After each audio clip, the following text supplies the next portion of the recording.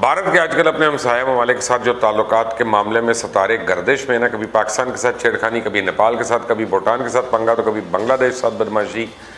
تو بھارت کو گزشتہ کچھ عرصے میں یہ غلط فہمی ہوگی کہ کسی بھی ملک کے ساتھ تجارتی تعلقات ختم کر کے نا اسے پتہ نہیں کتنا نقصان پہنچا سکتے ہیں. لیکن چائنا کے ساتھ یہ معاملہ بالکل الٹ ہے. اس وقت چائنا نے LAC پہ مزید 3 ٹیکٹیکل پوزیشن پہ کنٹرول حاصل کر لیا، اور اس میں دولت بے، گولڈی اور گلوان ویلی کے اہم حصے شامل ہیں، جبکہ بھارتی فوج پینگونگ میں فنگر 2 تک محدود ہو کے رہ گئی ہے. بھارت اور چائنا کے درمیان مشرقی لداخ میں سرحدی تنازع کے تعلق سے کشیدگی میں کمی کے کوئی آثار نہیں دکھائی دے رہے، جبکہ بھارت کی جانب سے فوج کی نقل و حرکت میں دن بدن اضافہ ہو رہا ہے.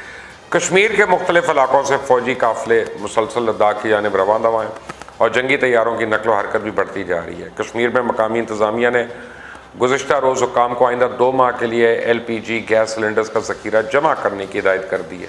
اور دوسری جانب مرکزی کشمیر کے ضلع گاندربل میں تمام سرکاری اور غیر سرکاری ادارے اور نجی اسکولوں کو فوج کے لیے خالی رکھنے کے لیے ہدایات بھی آ گئی ہیں.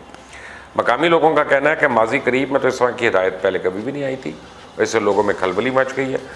مشرقی لداخ کی وادی گلوان اور ڈیپسنگ جیسے علاقوں میں گزشتہ 2 ہفتوں کے دوران بھارت نے اپنی فوج میں زبردست اضافہ کیا، اور اس کے مطابق وہ ایسا علاقے میں چائنیز افواج کی موجودگی کے سبب کر رہا ہے. بھارت کے ایک معروف انگریزی اخبار نے حکومتی ذرائع کے حوالے سے لکھا ہے کہ بھارت نے چائنا کے ساتھ سفارتی اور فوجی سطح پر بات چیت جاری رکھنے کا فیصلہ کیا، تاہم جب بھی اور جہاں بھی ضرورت پڑے اسے عسکری جواب کے لیے تیار کیا جا رہا ہے. ہم قدم پیچھے نہیں ہٹانے والے، ہم ان کا مقابلہ کریں گے. اخبار کے مطابق جب سینئر حکومتی نمائندے سے جنگ کی صورت میں ہونے والی بڑی پیمانے کی تباہی اور اس کے نتائج کے حوالے سے سوال کیا گیا کہ اس کے سنگین مضمرات ہو سکتے ہیں، تو جواب ملا کہ نتائج کے بارے میں بہت زیادہ فکر سے ہم پیش رفت یا پیش قدمی نہیں کر سکتے. بھارت اور چائنا کے درمیان سرحد پر جب سے حالات کشیدہ ہوئے ہیں حکومت کے کسی نمائندے کی جانب سے جنگ کے تعلق سے اس طرح کے سخت بیانات پہلی باری سامنے آئے ہیں، اور اس بیان اور زمینی حقائق کے پیش نظر ایسا لگتا ہے کہ بھارت کی جانب سے عسکری تیاریاں زور و شور سے جاری ہیں. آئندہ 2 مہینے کے لیے LPG گیس سلنڈرز کا ذخیرہ جمع کرنے، گاندربل میں تمام اسکولوں کو فوج کے لیے خالی رکھنے کی ہدایت کے متعلق مقامی انتظامیہ نے اپنے حکم نامے میں یہ بھی کہا کہ جموں سری نگر کی شاہراہ پر زمین کھسکنے کا واقعات پیش آ سکتے ہیں، جس سے راستہ منقطع ہونے کا خطرہ ہے. اس لیے یہ ہدایات جاری کی گئی تاکہ لوگ کہتے ہیں تودے کھسکنے واقعات تو برف گرنے کے موسم میں آتے ہیں نا، لینڈ سلائڈنگ، گرمیوں میں تو ایسا کم ہی ہوتا ہے. بہرحال مقامی لوگوں میں اس حوالے سے کافی تشویش پائی جاتی ہے. کارگل سے گزشتہ روز واپس لوٹے ایک شخص نے کے مطابق کارگل علاقے سے بڑے پیمانے پہ جنگی ساز و سامان، بھارتی گاڑیوں، فوجیوں کی تعداد جو ہے منتقل ہو رہی ہے، اور ان واقعات اور سرکاری احکامات سے بھی اندازہ ہوتا ہے کہ سرحد پہ صورتحال سنبھلنے کی بجائے مزید کشیدہ اور زمینی سطح پہ زور و شور سے جنگ کی تیاری جاری ہے. لیکن چائنا کا کہنا ہے کہ سرحد پہ تمام طرح کی موجودہ کشیدگی کے لیے خود بھارت ذمہ دار ہے، جس نے کئی چائنیز علاقوں میں درندازی کرنے کی کوشش کی اور متنازع علاقوں میں تعمیرات کا کام شروع کیا. اور دوسری جانب بھارتی وزیر اعظم نریندر مودی نے ہمالیائی سرحد پہ چائنا کے تناؤ کے بارے میں کہا کہ لداخ میں بھارت کی سرزمین پر آنکھ اٹھا کر دیکھنے والوں کو سخت جواب دیا جائے گا. اگر بھارت دوستی نبھانا جانتا ہے تو آنکھوں میں آنکھیں ڈال کر دیکھنا اور مناسب جواب بھی دینا جانتا ہے. اس صورتحال کو لے کے بھارت کی عوام میں کافی غصہ ہے، اور بھارتی لوگ بہت مطالبہ کر رہے ہیں کہ ہندوستان میں چائنا کے سامان پہ پابندی عائد کی جائے. اور اب سے پہلے تک کہ بھارتی حکومت نے چائنا کے ساتھ تجارت بند کرنے یا چائنیز کمپنیوں کے سامان کو ملک میں بیچنے پہ پابندی نہیں لگائی تھی، لیکن حکومت میں بیٹھے کچھ لوگ، کچھ رہنما اس سے وابستہ تنظیموں نے اس نفرت کو بھارا اور اس پر اکسایا کہ حکومت کی طرف سے چائنیز مصنوعات کا بائیکاٹ کیا جائے. اس کے بعد اب بھارتی حکومت نے 59 موبائل ایپ سے پابندی لگا دی ہے، جس میں ٹک ٹاک ہے، شیئر اٹ ہے، کلب فیکٹری ہے، UC براؤزر ہے، وی چیٹ ہے، بیگ لائیو ہے. چائنا سے موجود سرحدی تناؤ کے درمیان یہ انڈیا کی جانب سے باضابطہ طور پہ چائنا کے خلاف ٹیکنالوجی اور معیشت پہ پہلا بڑا وار ہے. کشیدگی کے بعد انڈیا میں چائنا کے اشیاء کی بائیکاٹ کی مہم چل رہی ہے، اور اس مہم کو حکومت نے کی انڈائریکٹ حمایت بھی ہے. لیکن چائنیز ایپ پر پابندی انڈیا کی جانب سے سرکاری طور پہ چائنا کے خلاف پہلا بڑا قدم ہے. سوچنے کی بات یہ ہے کہ اس پابندی سے کس کا زیادہ نقصان ہوگا، چائنا یا خود انڈیا؟ میڈ ان چائنا کے لیبل نے ہندوستان میں چلنے والی ہر ممکنہ صنعت کو کئی برسوں سے جکڑا ہوا ہے. اس میں الیکٹرانک سامان، ٹیکسٹائل، گارمنٹ انڈسٹری، کھلونے، دوائیں، گاڑیوں کے پارٹس، بہت سی انڈسٹریز شامل ہیں. اور اس کے علاوہ اس میں اپلیکیشنز ہیں، OTT پلیٹ فارمز ہیں، ای کامرس کمپنیز ہیں، فیشن پروڈکٹس وغیرہ مشتمل ہندوستانی ڈیجیٹل سیکٹر بھی شامل ہے. یہاں پر لوگوں میں یہ تصور ہے کہ ہندوستان چائنا سے بنا بنایا سامان خریدتا ہے، اس لیے حالیہ تنازع کے باعث بھارتی عوام چائنیز سامان کو توڑ کے اپنی مخالفت کا اظہار کر رہی ہے۔ لیکن حقیقت یہ ہے کہ ہندوستان زیادہ تر ایسی چیزیں چائنا سے منگواتا ہے جس کی بنیاد پر ہندوستان میں سامان تیار کیا جاتا ہے، جیسے یا تو ہندوستان میں بیچا جاتا ہے یا پھر ایکسپورٹ کیا جاتا ہے۔ مالی سال 2019 اور 20 میں اپریل سے فروری کے دوران ہندوستان نے چائنا سے سب سے زیادہ 1300 ارب روپے کی الیکٹرانک مشینری، آلات اور اس کے الگ الگ پارٹس خریدے۔ چائنا سے کل امپورٹس اس کا 29% بنتا ہے۔ اس کے بعد دوسرے نمبر پہ ایٹمی ری ایکٹر، بوائلر اور اس سے متعلق مشینیں ہیں، جسے ہندوستان نے چائنا سے 90 ارب روپے میں امپورٹ کیا۔ چائنا سے کل امپورٹ میں اس کا 20.50% حصہ بنتا ہے۔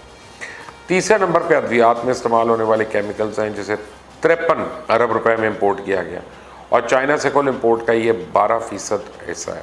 وہیں 18 ارب روپے کا پلاسٹک امپورٹ کیا گیا کہ امپورٹ کا 4% حصہ۔ ہندوستان نے چائنا سے 12 ارب روپے کی کھاد اور 11 ارب روپے کے لوہے اور اسٹیل کے سامان امپورٹ کیا۔ ہندوستان اور چائنا کے درمیان تجارت میں پابندی لگانے پر سب سے زیادہ نقصان متوسط طبقہ اور کم آمدنی والے لوگوں کو ہی جھیلنا پڑے گا، اور اس کی وجہ صاف ہے۔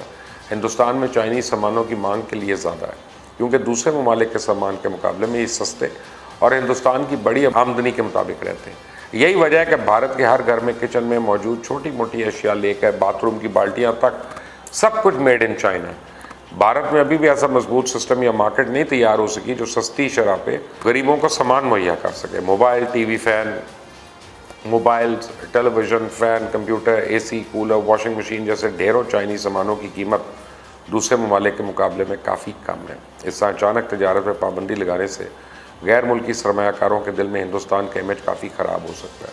عجیب بات یہ ہے کہ لاک ڈاؤن کے دوران بدتر معاشی حالات سے نکلنے کے نام پہ جب مختلف ریاستی حکومتیں لیبر سے متعلق قوانین میں نرمی کرمی ہیں، تو مودی سرکار نے یہ دلیل دی ہے کہ وہ اس سے ریاست میں سرمایہ کاری کو بڑھنے میں کامیاب ہوں گے۔ حالانکہ کوئی بھی سرمایہ کار، بالخصوص غیر ملکی، اس رویے پہ اتفاق نہیں کرے گا کہ آنن فانن ملک میں تجارتی معاہدے توڑ دیے جائیں اور ایک جھٹکے میں اپنی پالیسیز کو بدل دے، اور اس سے کہ ایز آف ڈوئنگ بزنس کی رینکنگ بھی متاثر ہوتی ہے، کیونکہ ملک اس وقت شدید معاشی بحران کی حالت سے گزر رہا ہے۔ ایسے میں اس طرح کوئی بھی پابندی ہندوستان کے لیے بہت بڑی پریشانی کھڑی کر سکتی ہے۔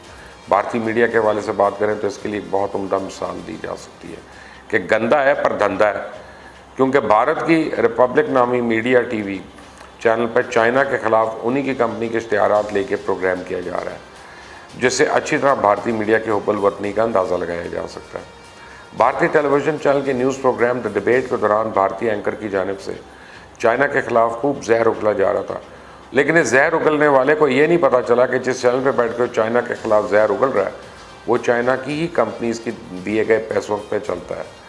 ویسے پتہ تو ہوگا کیونکہ وہ بھی اس کا شیئر ہولڈر ہے اور بی جے پی خود اس کی فائنانسر ہے۔ تو آپ دیکھیں لوگوں کے سامنے کیا کہہ رہے ہیں لیکن اندر سے پیسے لے رہے ہیں۔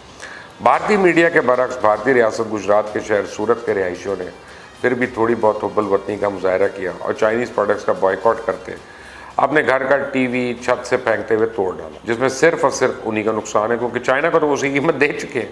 جب بھارتی میڈیا چائنا کے ساتھ کشیدگی بڑھنے پہ زہر اگل رہا ہے، وہیں میڈیا نے چائنا کے ساتھ شی جن پنگ کے اکتوبر 2019 کے دورے پر تعریفوں کے پل باندھے تھے۔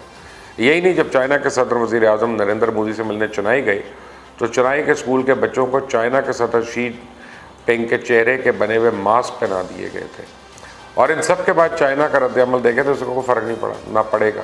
اور چائنا کے انڈیا میں برآمدات، کل برآمدات صرف 3% ہیں۔ چائنا فی الحال تو جواب میں کچھ نہیں کہہ رہا، لیکن اپنے ایک اخبار میں یہ ضرور کہا کہ چائنا کی خاموشی کو کمزوری نہ سمجھا جائے۔ چائنا مخالف گروہوں کو بھڑکانا بھارت کے لیے انتہائی خطرناک ہوگا۔ بھارت کو ہوش میں آ جانا چاہیے اور اپنے ہمسایوں سے لڑنے کی بجائے اپنے اندرونی معاملات پہ توجہ دے، ورنہ وہ دن دور نہیں جب بھارت ٹوٹے گا، ٹکڑے ٹکڑے ہوگا۔